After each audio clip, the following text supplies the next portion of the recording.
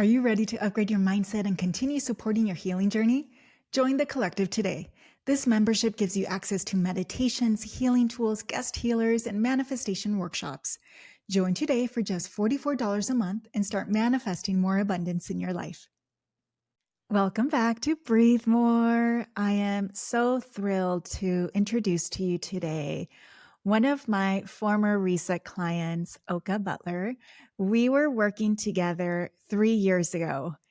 And I was just reflecting, Okha, on your journey, which has been incredible, inspiring.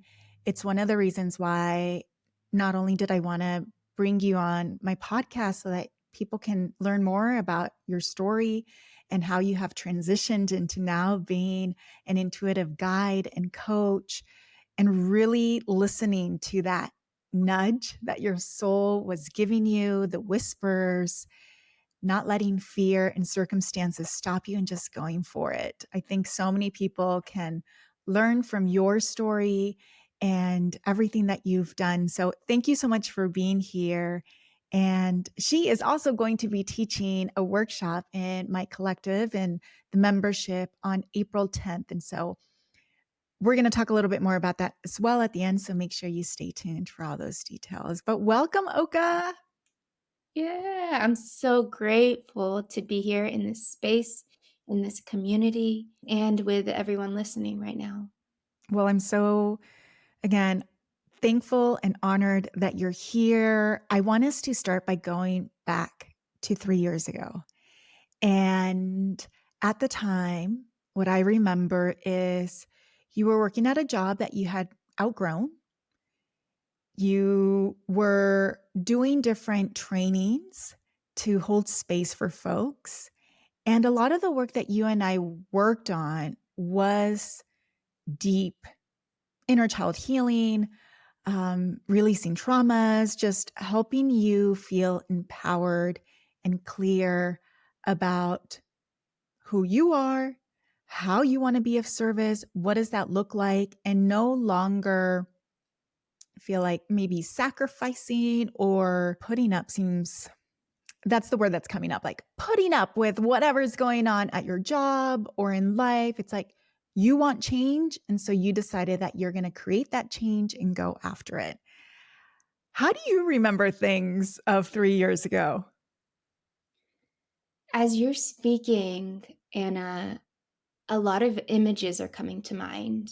So, in session with you, I was able to really see myself from like past experiences and at that time my community like coming into these different images. I remember a boat and we were all on this boat and then there were people on this boat that were there to support me.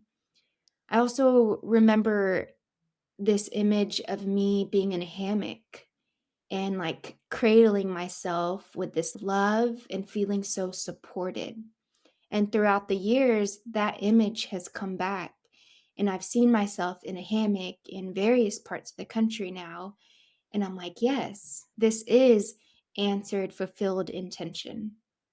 It's just so beautiful how you have manifested your dream life and you're still creating it, and that you have made yourself a priority. I think so many people struggle with that and feel like I just need to live this safe, comfortable life. Like I have my 9 to 5 job that's paying the bills. I don't love it. Or there's aspects that I do like about it, but then there's so many other that parts of it that I don't like.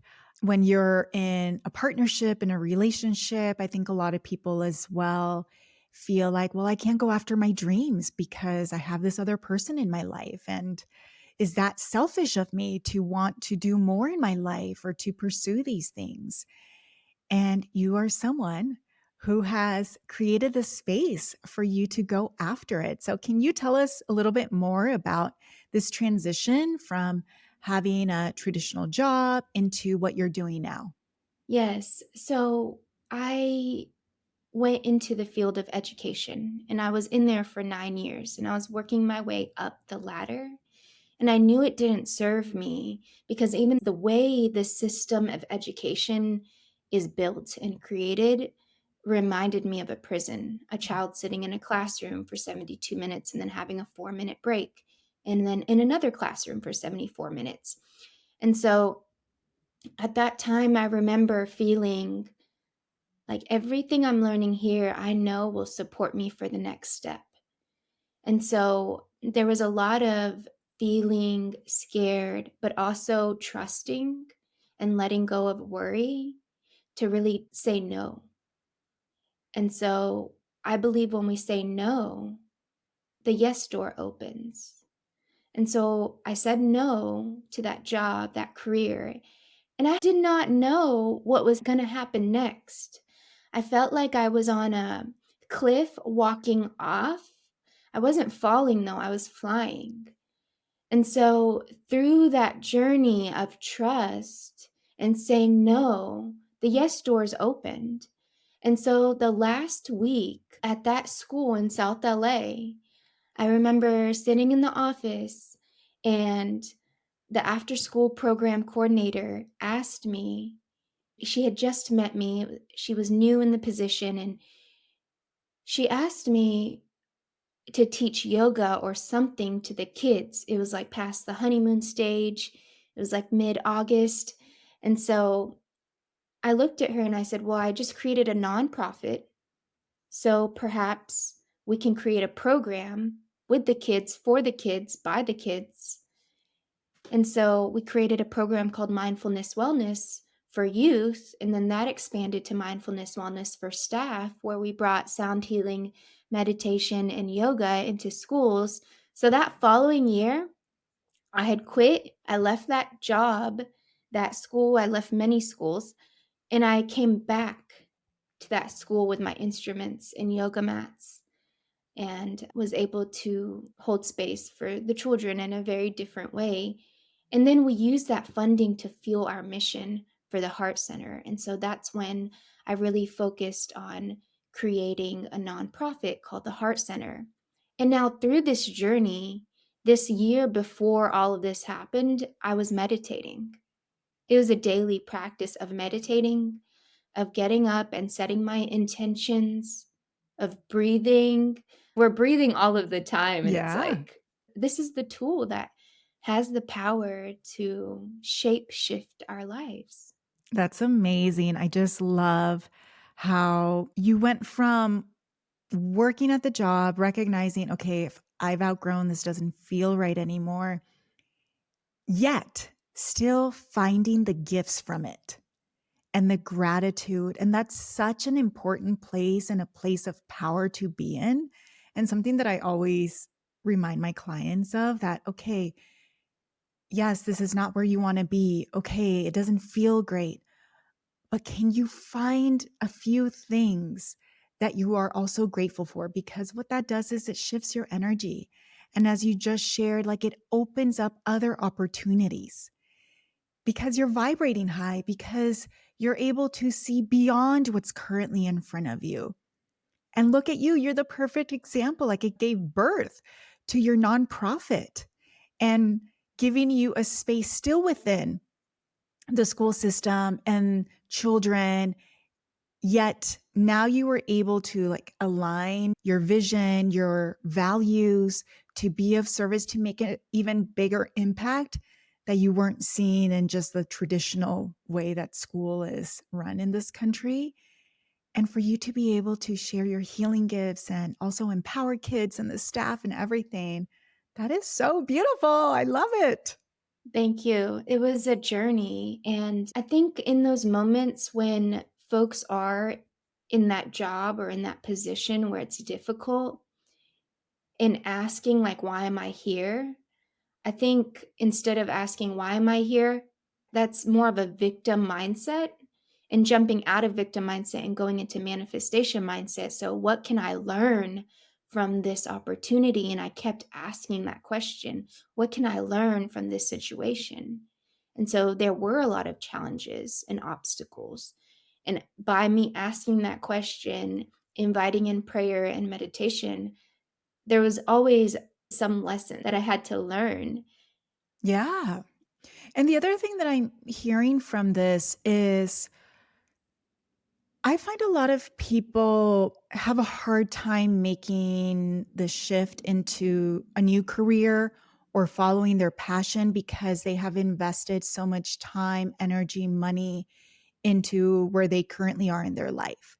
But again, you were able to see all of this experience that I have here in the education system is going to help me in what I do in the future, independent of whether you were clear on what that was going to look like, that deep knowing.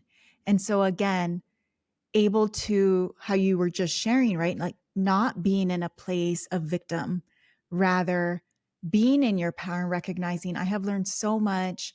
This has helped me to how I'm going to hold space in the future. It's giving me ideas as well of what I want to do and following that as opposed to stopping it and just being in the place of complaining or just hating and inaction and shutting down. But with that, as you were also just sharing the constant meditation that you were doing, the breathing, the visualization of what you want for yourself, for your community, for the world, helped you realize and make this dream into a reality. And that makes me think of our nervous system, which is something that you specialize in, right? And helping folks regulate their nervous system. So, can you talk a little bit more about how that's such a crucial part into creating the life that one desires? Yeah, absolutely. I think through this journey, living a human experience, especially at that time I was in the city, I was in Los Angeles. And so the energy is very heightened here. It's busy, metropolitan areas. But then if we even go to urban areas, it's slower and calmer. And as a woman, I found myself actually feeling scared in nature when I was like by myself. And then I also found that a lot of other people felt more scared, like in nature by themselves, versus in a city, in a concrete jungle. And like things were actually happening here where people are impacted by trauma through these different systems, whether it's homelessness or addiction or mass incarceration. People are impacted by trauma in various ways. And so just having, I think, first the foundation and understanding of trauma and how it could even impact us from childhood, right? Especially from childhood. And so when we think about childhood, we may think of like a memory that comes up. And so often there are many memories that may not be able to come up. And so these limiting beliefs could have been imprinted there when somebody said, no, don't do that, or took something away from you, and that child could just be crying. And so I think trauma affects us in different ways, whether we remember it or not, consciously or unconsciously. And also, I think sometimes humans, we may imprint that trauma on ourselves in different ways by using very harmful language to our loved ones or to ourselves in our mind, in our thoughts. Violent communication that's happening in our thoughts. We have 70 to 80,000 thoughts a day. And so I think when we talk about even the nervous system, bringing awareness to what's happening in the body in this way. So it's the mind and body that needs to really be connected. And in order for it to be connected, we need to really be in a conscious state of breathing, of feeling. And then there's also a lot of symptoms of trauma. A word that's really come to surface these last couple years is anxiety. Anxiety is a symptom of trauma.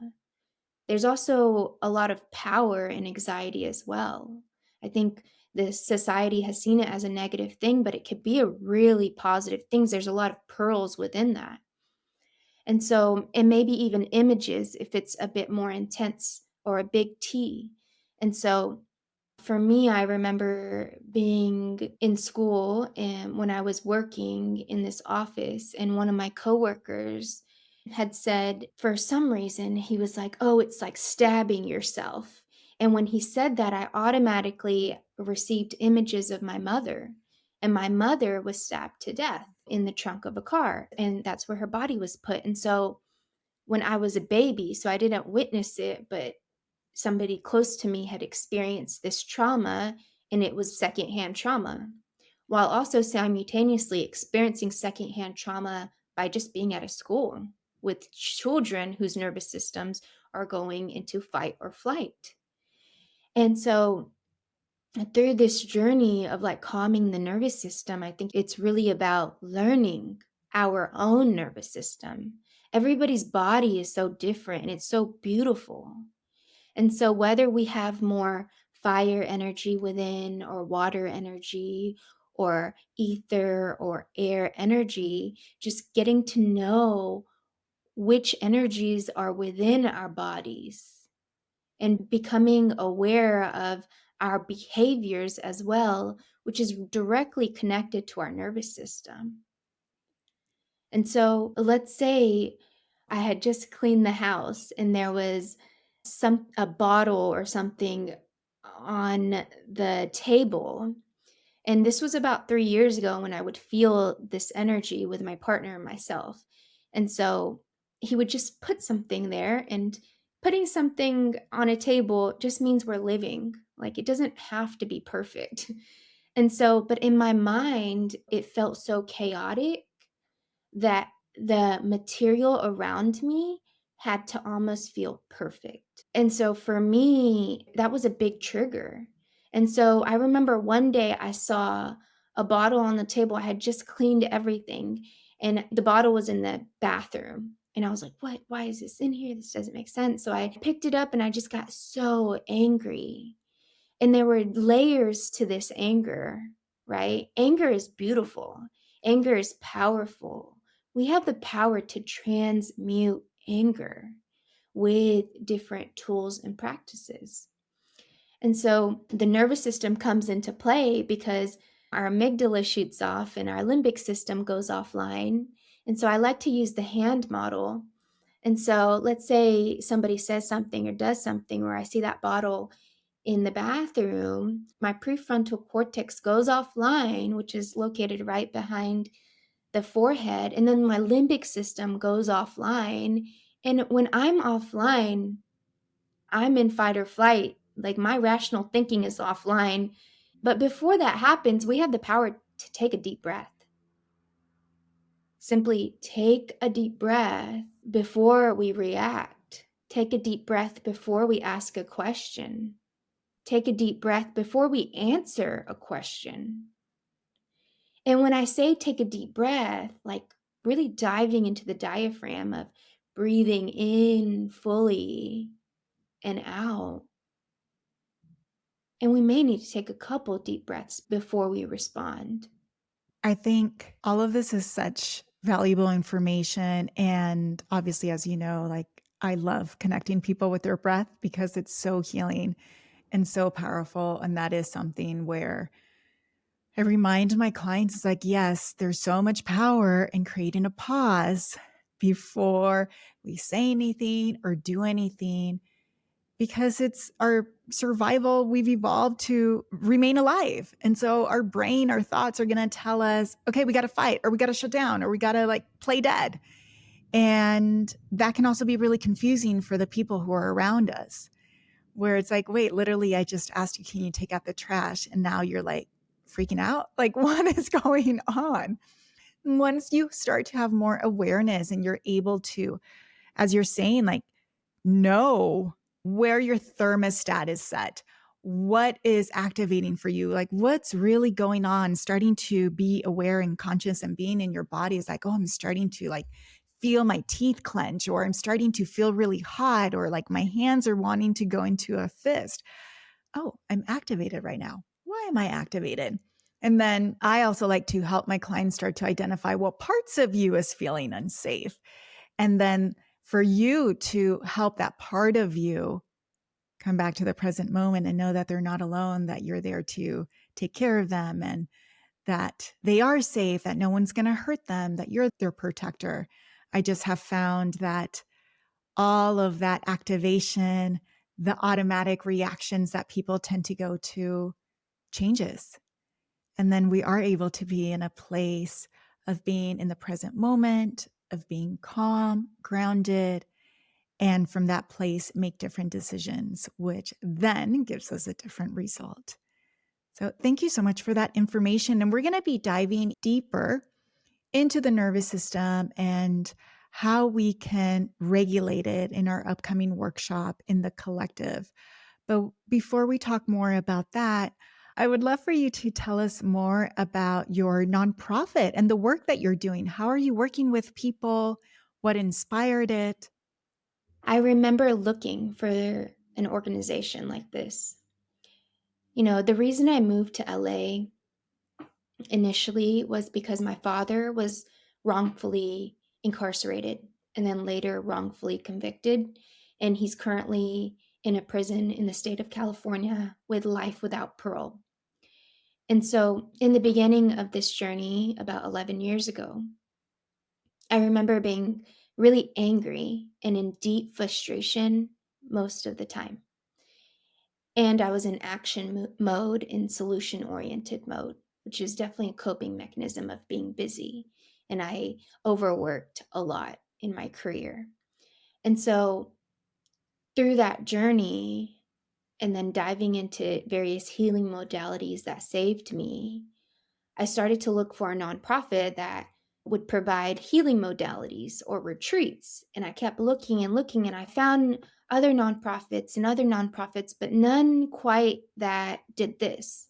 And so I remember being in Joshua Tree, playing in the sand, and the name The Heart Center came to me. And all I knew was this has got to be different, and we got to create this with intention. A lot of systems that were built in America were created and rooted in fear. And so it's a new beginning, it's a new time, it's time to be of service. Humanity is here shaking. There's 1 out of 2 Black women who are impacted by incarceration in the country, according to SC Justice Group. And so just having that in mind, healing is so needed to this really vulnerable population that's in America. America is only 5% of the world's population, yet 25% of the world's people that are incarcerated are in America. And so, California, we could go into that a little bit deeper, but I'll pause there. And so, the Heart Center's intention is to provide individuals who are impacted by incarceration with access to retreats, access to various healing modalities. We have lots of beautiful projects that are happening. One is our retreat, and it's called You Are the Master of You. This idea and philosophy of self study is so powerful. I know me better than anyone else, and I get to learn about me, and I evolve every day, and I'm learning more about my behaviors and even patterns that don't serve me that I'm letting go. And so through this journey, we just allow people to remind them that they have the power, and here are some tools and practices that may support you if they resonate. It also sounds like you have created a container to really nurture self love. And as you were speaking, I just saw images of people's inner child, like being at these retreats, working with you one on one, like feeling maybe even for the first time that they matter and that they have something to contribute and that what they have to say, people want to hear. Because unfortunately, a lot of people don't experience that or don't feel that way. And so I'm just grateful for you for recognizing, wait, there's something missing here. Yes, there's a lot of great organizations making a difference in the world, but I want to add this other component. There's this wellness, there's this healing, there's this self love component that I'm not seeing. So I'm going to create it. And here you are. You created this nonprofit. How many years at this point have you been with your organization? Yeah, so the Heart Center was born in 2022. And so now we are over 95 volunteers, and we are on our way to our first team retreat to heal and connect in community and strategize. for these upcoming years. And I will say it's a community organization. This is for the community, by the community. Everybody who's coming in front of me is a part of this creation. And then one other project that I want to share with everyone is this innovative app that we're working on. There's over 60 app developers working on this along with designers. And I'm thinking of my father and everybody else who's in prison. So the retreats are for right now women who have experienced incarceration or experienced being impacted through a loved one. And it's for women and gender nonconforming folks to experience those like powerful group retreats. And then our project of the app is to provide live guided meditations to people in prison. And so people in prison right now have a tablet in the state of California and a couple other states in America too. And so we would be on that tablet where my dad could click on the app and then attend a live guided meditation 4 times a day, every day, including holidays and especially holidays. Having people meditate and like hold guide meditations that are also rooted in manifestation and giving them these different tools and practices because it really is a different world in there. Yeah. That's amazing. I had no idea that you were working on this app, and it just sounds like it would save lives, giving Mhm. people tools, hope, helping to regulate their nervous system, heal. Like, this is incredible. I'm so excited for you and also just for our society because this is so needed and it's going to be truly just life changing. I'm like, who do I know that can donate money? I'm like, we need to get you funding so we can expedite this. That's incredible. Yeah. And speaking of funding, whenever we're here to be of service, the resources will naturally come. Mhm. And that's what I've learned. Like just plan it, whatever is calling. If it's here to support people, do it and the resources will follow. I love it. Thank you so much, Oka. Oko is Mhm. going to be leading a workshop in the collective on Wednesday, April 10th at 5 p.m. Pacific time. There will be a replay, so if you can't attend live, you can still register for the workshop and learn from her, learn about the importance of our nervous system, how we can support it, and how by supporting it can help you just live an empowered, calm, grounded, beautiful, abundant, aligned life. Oka, is there Mm. anything else that you would like to share before we sign off? I'm deeply grateful for this community, and I invite anyone to look further into the Heart Center if it feels calling to you. The website is theheartcenter.one instead of .com. It's .one, O-N-E. And if you feel called to work with me, you can visit me at healwithokha.com, where I provide one-on-one intensive retreats for folks. And thank you for listening. Amazing. And we're going to have all of her information in the show notes so you can click there to connect with Oka. Oka, I am so proud of you, so inspired by you. It's so beautiful to see your energy today on where you are compared to when we started 3 years ago working together.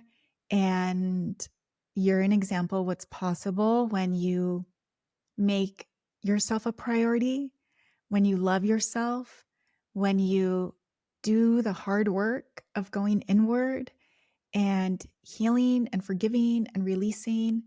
And here you are, like sharing your gifts with the world, having big dreams and making them into reality. Thank you for doing that. Thank you. You've been a huge inspiration for me on this journey. So it's really beautiful to be in connection and in community with you. Thank Yes, you. and collaborate now. I love it. Full circle moment. Mhm. Thank you, everyone, for tuning in today. I look forward to connecting with you at the workshop this upcoming week and also next week in our next episode. All right, everyone, have a great day.